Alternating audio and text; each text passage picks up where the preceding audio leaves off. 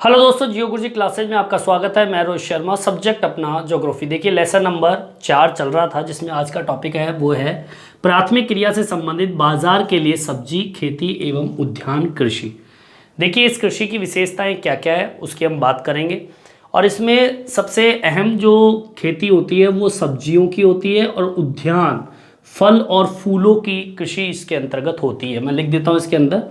सबसे पहले तो आपकी इसमें पैदावार होती है सब्जियों की, इसके अलावा फल और पुष्प, इन खेती पर या ऐसी फसलों पर इस कृषि में ध्यान दिया जाता है।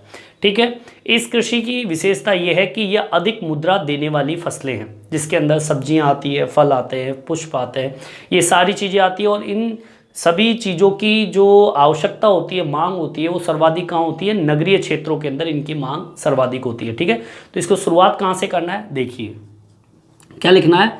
इस कृषि से अधिक मुद्रा प्राप्त की जाती है। ठीक है, मतलब सर्वाधिक अगर कोई मुद्रा देने वाली फसल है तो ये बाजार में खेती एवं उद्यान कृषि है।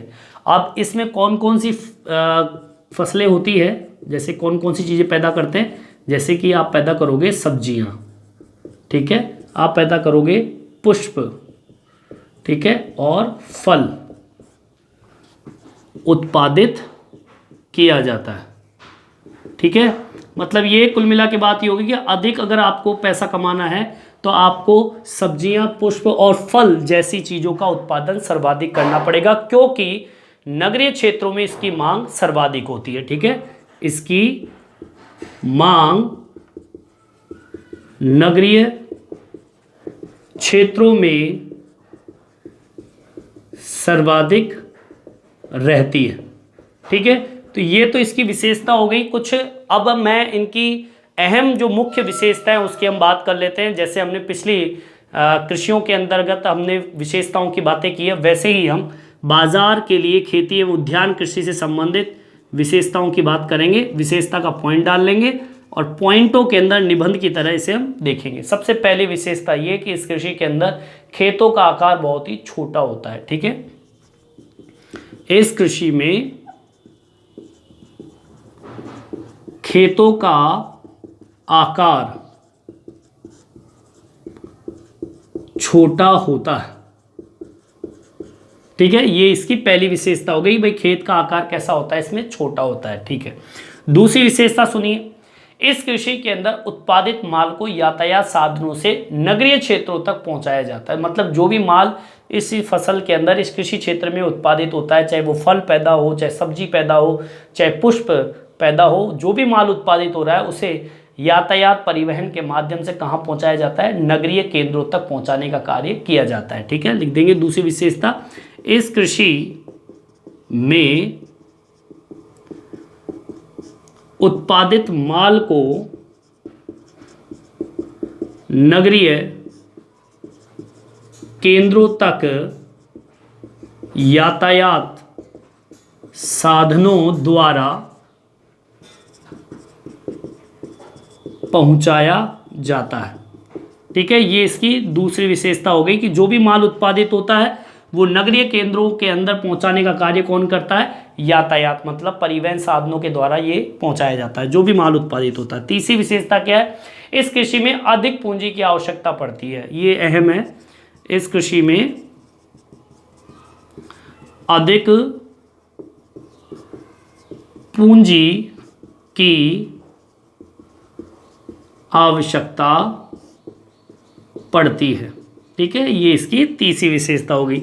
चौथी विशेषता सुन लीजिए। इस कृषि के अंदर हर चीज़ का ध्यान दिया जाता है, जैसे कि सिंचाई व्यवस्था का भी ध्यान देते हैं, उर्वरक क्षमता का भी ध्यान देते हैं। इसके अलावा आप अच्छे बीज है, कीटनाशक है, हरित गृह, कृत्रिम ताप है, ऐसी कई चीज़ों की व्यवस्था इसमें करनी होती है। ठीक है, लिख देंगे इस कृषि में सिंचाई। ठीक है, इस कृषि में किसकी व्यवस्था करनी होती है? सिंचाई, जैसे कि ड्रिप सिस्टम हो, चाहे वो फव्वारा सिस्टम हो, जो भी सिस्टम होता है वो सारी व्यवस्था इसमें करनी होती है। इसके अलावा आप उर्वरकता का ध्यान दिया जाता है, जैसे जो खाद व्यवस्था होती है, यूरिया डालना है या फिर कोई भी ऐसा खाद, कृत्रिम खाद हो, चाहे वो हरी खाद हो, चाहे गोबर की खाद हो, कुछ भी खाद हो सकती है, उर्वरक का उपयोग इसमें किया जाता है। इसके अलावा आप अच्छे बीजों का उपयोग इसमें करते हैं, ठीक है। अच्छे बीज होंगे तो फसल भी अच्छी होगी, ठीक है। कीड़ों को मारने के लिए कीटनाशी का उपयोग इसके अंतर्गत किया जाता है। कीटनाशक का उपयोग इसलिए करते हैं क्योंकि ये जो पौधे होते हैं, सब्जी, पुष्प और फल है, इसमें कीड़े बहुत जल्दी लगते हैं, इसलिए इसके अंदर कीटनाशक का उपयोग करते हैं। वो तो हर फसल में लगते हैं, इसलिए कीटनाशक का उपयोग इसमें किया जाता है। इसके अलावा हरित गृह, हरित गृह क्या होता है, आपने देखा होगा कई बार, हरा हरा पर्दा टाइप का होता है जो पेड़ों को ऊपर से ढक दिया जाता है, जिससे जो सूर्य की किरणें होती है वो पूर्णतः इतनी नहीं पहुंच पाती है, पेड़ जलता नहीं है और सुरक्षित भी रहता है ताप से, ठीक है। इसके अलावा कृत्रिम ताप, अगर मान लीजिए सर्दी के टाइम पे अगर कोई फसल पैदा कर रहा है तो उसे तापमान की आवश्यकता पड़ती है, इसलिए कृत्रिम ताप पैदा करने की व्यवस्था मशीनों की यहाँ पर की जाती है, ठीक है।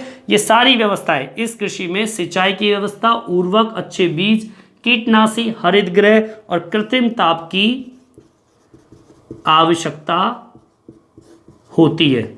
मतलब ये कि इन सभी चीज़ों की व्यवस्था इनको करनी पड़ती है, ठीक है। तो एक बार मैं रिपीट कर रहा हूँ, दोबारा सुन लीजिए। देखिए, इस कृषि में अधिक मुद्रा की प्राप्ति होती है, जैसे कि सब्जी, पुष्प, फल उत्पादित किया जाता है इस कृषि के अंतर्गत, और इसमें मांग जो होती है वो नगरीय क्षेत्रों में सर्वाधिक होती है, ठीक है। विशेषता का पॉइंट डाल दिया। पहली विशेषता है, इस कृषि में खेतों का आकार कैसा माना गया है, छोटा, ठीक है।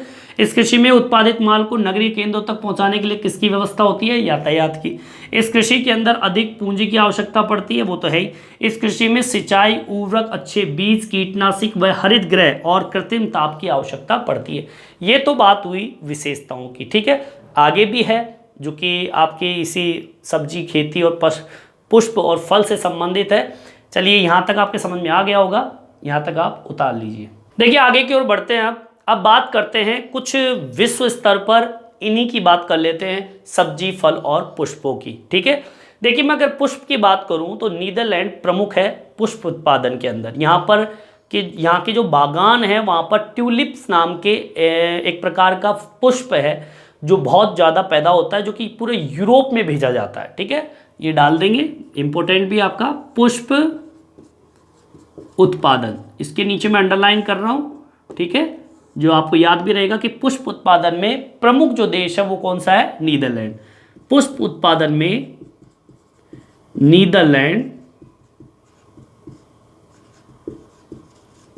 प्रमुख है। यहां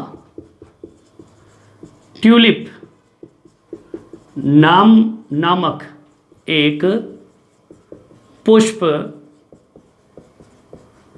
उत्पादित, क्या नाम है, ट्यूलिप नामक एक पुष्प उत्पादित करते हैं जो पूरे यूरोप में भेजा जाता है, ठीक है। चलिए आगे की ओर बढ़ते हैं।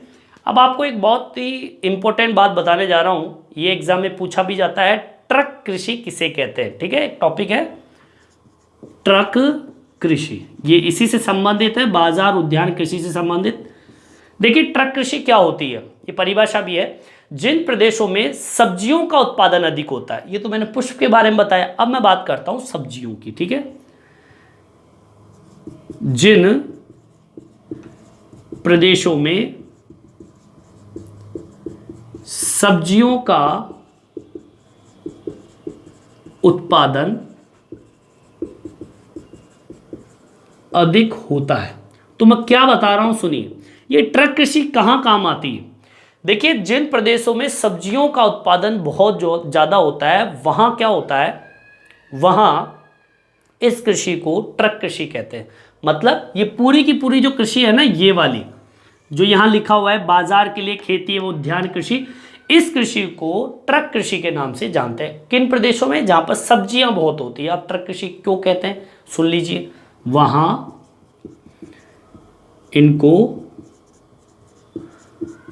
ट्रक कृषि कहते हैं, ठीक है। ये तो समझ में आ गया भाई, ट्रक कृषि कहते हैं क्योंकि यहां पे सब्जियां बहुत होती। कहते क्यों है, देखिए इसलिए कहते हैं कि जो ट्रक होते हैं वो फार्मों एवं बाजारों की मध्य की दूरी को क्या करते हैं, कम करते हैं। जो भी माल उत्पादित होता है ट्रकों के माध्यम से, जो ट्रक होते हैं ना, जो परिवहन के साधन होते हैं, वो फार्म से बाजार और बाजार से फार्म आने जाने का काम करता है, जिससे कि फार्म हाउस और जो बाजार की जो दूरी होती है वो कम हो जाती है इन ट्रकों के माध्यम से। जो कि एक ट्रक रात भर जो दूरी तय करता है, ठीक है, सारी रात भर वो चलता है, अपने माल को यहाँ से वहाँ ले जाता है, इसलिए इस कृषि को ट्रक कृषि भी नाम दिया गया है। ठीक है, आगे बात समझ में, लिख देंगे इसको भी। क्योंकि उत्पादित माल को बाजार व फार्मों को जोड़ने का कार्य ट्रक करता है। ठीक है, क्योंकि उत्पादित माल को बाजार व फार्म को जोड़ने का कार्य कौन करता है, ट्रक। ठीक है, यह ट्रक फार्म व बाजार के मध्य की दूरी को कम करता है, जो कि ट्रक रात भर जो दूरी तय करता है। ठीक है, इसलिए इस कृषि को कौन सी कृषि कहते हैं, ट्रक कृषि कहते हैं। बिल्कुल सिंपल है, कोई ज़रूरी नहीं है आप ये लैंग्वेज डालो, आप अपनी लैंग्वेज भी डाल सकते हो, ये भी मेरी लैंग्वेज है, आप अपने हिसाब से डाल सकते हो। क्या लिखोगे, जिन प्रदेशों के अंदर सब्जी का उत्पादन बहुत ज़्यादा होता है तो क्या होता है, उस क्षेत्र को हम ट्रक कृषि के नाम से जानते हैं। इसलिए जानते हैं क्योंकि ट्रक जो होते हैं वो फार्म और बाजार के मध्य की दूरी को कम करते हैं। वो एक रात में पूरे दिन भर के जो माल होते हैं उसको उत्पादित करके वो रात रात चल के उस माल को बाजार तक पहुंचाने का काम करता है। यही काम होता है उन ट्रकों का, इसलिए इस कृषि को हम ट्रक कृषि का नाम देते हैं। सुन लीजिए, क्योंकि उत्पादित माल को बाजार व फार्म को जोड़ने का कार्य कौन करता है, ट्रक करता है। कौन करता है, ट्रक करता है।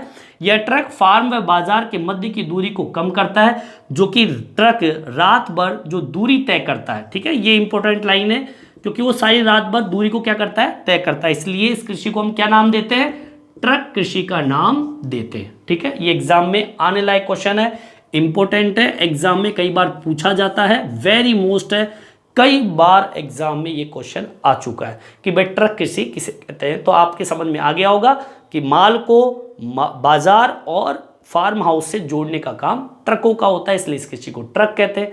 आगे बात समझ में आ गया होगा, यहाँ तक आप उतार लीजिए। देखिए आगे की ओर बढ़ते हैं। अब हम बात करते हैं, कुछ उद्यान कृषि की बात कर लेते हैं, जहाँ पर पुष्प उगाए जाते हैं और कौन कौन सी व्यवस्थाएं जो है विश्व स्तर पर इस कृषि के अंतर्गत किया जाता है। जैसे कि मैं चलता हूं पश्चिमी यूरोप के अंदर और उत्तरी अमेरिका में जाइए, औद्योगिक क्षेत्रों में उद्यान कृषि की जाती है। कौन सी कृषि की जाती है, उद्यान कृषि। कहां पर, एक तो आपके पश्चिमी यूरोप में जाइए, ठीक है, पश्चिमी यूरोप, व कहां पर, उत्तरी अमेरिका। उत्तरी अमेरिका के कौन से क्षेत्र, औद्योगिक क्षेत्रों में। औद्योगिक क्षेत्रों में उद्यान कृषि, मतलब ये कि आपके पश्चिमी यूरोप और उत्तरी अमेरिका के औद्योगिक क्षेत्रों में हम जाते हैं तो वहां पर आपको उद्यान कृषि तो मिलेगी। इसके अलावा कारखाना कृषि भी करते हैं। अब पूछोगे कारखाना कृषि किसे कहते हैं, तो सुन लीजिए, कारखाना कृषि जिसमें पशुधन पाला जाता है, मतलब पशुओं को रखा जाता है। ठीक है, जिसमें पशुधन पाला जाता है, जहां गाय है, भैंस है, भेड़ है, कुकुर है, ऐसे पशुओं को इसमें पाला जाता है। आगे बात समझ में, ठीक है। अब इनके लिए कुछ व्यवस्थाएं भी की जाती है। जैसे कि आप बात करेंगे इनको रखने के लिए बड़े बड़े बाड़ों की व्यवस्था। पहली चीज, इन पशुओं को रखने के लिए बाड़े। ठीक है, ये बीच में पशुधन कहां से आ गया, मैं फिर से बोल रहा हूं कि आपके जो ये क्षेत्र है जहां पर सब्जी फल पुष्प की खेती करते हैं, वो तो करते ही करते, कह रहा है ना कि पश्चिमी यूरोप और उत्तरी अमेरिका के औद्योगिक क्षेत्रों में उद्यान कृषि में तो या तो फल पैदा होगा या पुष्प पैदा होगा। ठीक है, ये तो करते ही हैं, साथ में वो पशुधन पालन का कार्य भी करते हैं, जहां पर इन पशुओं को रखा जाता है। पशुओं के रखने के लिए बाड़े की व्यवस्था की जाती है। ठीक है, बाड़े की व्यवस्था। इसके अलावा उनके भोजन की व्यवस्था, ठीक है, उनके नस्ल सुधार की व्यवस्था, चिकित्सालय सुविधाएं, ऐसी व्यवस्थाएं भी रखी जाती है। ठीक है, और भी कई व्यवस्थाएं, जैसे कि आपके उनके भवन निर्माण पर ध्यान दिया जाता है, बीमारियों पर ध्यान दिया जाता है, बीमारियों पर ध्यान। अगर मान लीजिए भवन में कुछ गड़बड़ है, टूट फूट है, तो भवन निर्माण पर भी ध्यान दिया जाता है हर समय। ठीक है, इसके अलावा प्रकाश जो होता है उसकी व्यवस्था भी उनको करनी पड़ती है। यंत्र खरीदने होते हैं, कई तरह के यंत्रों का उपयोग भी यहाँ पर खेती में और पशुधन में रखा जाता है। प्रकाश की व्यवस्था इन बाड़ों में की जाती है। ताप की व्यवस्था की जाती है। क्यों की जाती है? क्योंकि ठंडे इलाके हैं, इसलिए पश्चिमी यूरोप उत्तरी अमेरिका ठंडे इलाके। ऐसी व्यवस्थाओं के लिए किसकी आवश्यकता पड़ती है? धन की आवश्यकता भी पड़ती है। आगे बात समझ में, मतलब कहने का मतलब यह है कि पश्चिमी यूरोप और उत्तरी अमेरिका के औद्योगिक क्षेत्रों में उद्यान कृषि के अलावा पशुधन पाला भी जाता है, पशु को उपयोग भी किया जाता है। उससे जो भी फायदे होते हैं उनका उपयोग वो करते हैं, लेकिन उसके लिए उनकी कई व्यवस्थाएं भी होती है। ये सारी की सारी व्यवस्थाएं उन पशुओं के लिए इनको करनी होती है। ठीक है, आगे बात समझ में। अच्छा, इसके अलावा मैं बताऊं, अच्छी नस्ल के सुधार के साथ में जो प्रजनन क्रिया होती है वैज्ञानिक तकनीकी विधि के द्वारा की जाती है। अच्छी नस्ल का चुनाव भी ये लोग करते हैं। ठीक है, मैं लिखा हुआ अच्छी नस्ल, ठीक है, मैं लिख देता हूं और भी, अच्छी नस्ल का चुनाव ये लोग करते हैं। साथ में एक प्रक्रिया और है, प्रजनन की क्रिया। ठीक है, जो बच्चे पैदा करते हैं, प्रजनन प्रक्रिया जो करते हैं वो करते हैं वैज्ञानिक तकनीकी के माध्यम से।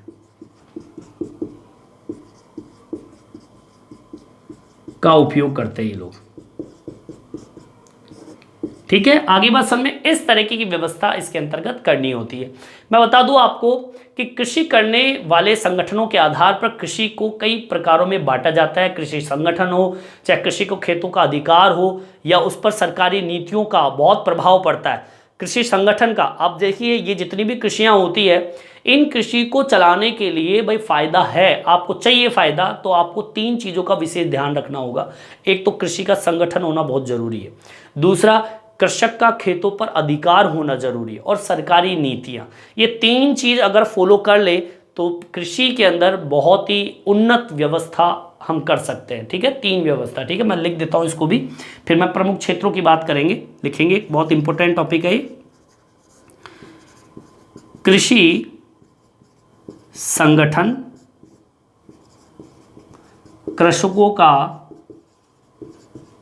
खेतों पर अधिकार व सरकारी नीतियां कृषि के विकास में उपयोगी है। आगे बात समझ में, तो इस तरीके से अपना ये टॉपिक यहाँ पे विशेषताओं के तौर पर कंप्लीट होता है। अब मैं बात करता हूँ प्रमुख क्षेत्रों की। प्रमुख क्षेत्र कौन कौन से हैं? ठीक है, प्रमुख क्षेत्रों की बात करें तो उत्तरी पश्चिमी यूरोप पहले नंबर पे, उत्तरी पश्चिमी यूरोप प्रथम स्थान पर। दूसरे नंबर पे आता है संयुक्त राज्य अमेरिका। संयुक्त राज्य अमेरिका, मैं बता दूं ये संयुक्त राज्य अमेरिका जो है, इसका भी कुछ भाग है उत्तरी पूर्वी भाग। ठीक है, उत्तरी पूर्वी भाग। और आपका एक क्षेत्र है भूमध्य सागरीय क्षेत्र। इन क्षेत्रों के अंदर ये कृषि की जाती है। ठीक है, कंप्लीट होता है यहीं पर अपना बाजार के लिए खेती, उद्यान, कृषि। आगे बात सर में इस वीडियो में इतना ही। ये वीडियो आपको कैसा लगा कमेंट्स करके जरूर बताएं और मेरे चैनल को सब्सक्राइब जरूर से जरूर करें, जिससे नए नए वीडियो आप तक पहुंचा सकूं। धन्यवाद।